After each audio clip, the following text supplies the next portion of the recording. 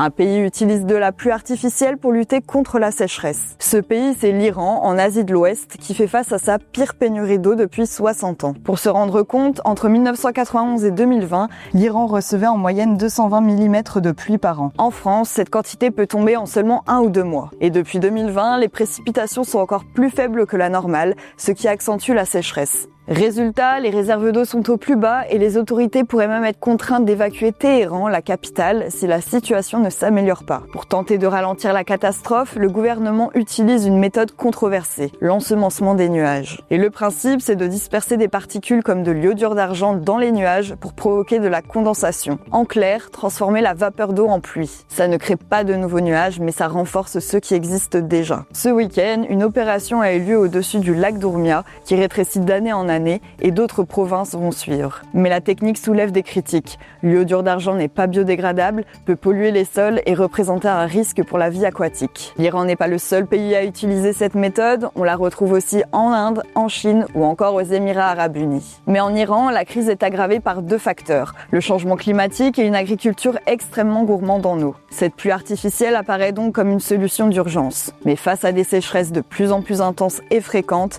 comment concilier besoins humains et protection de l'environnement ?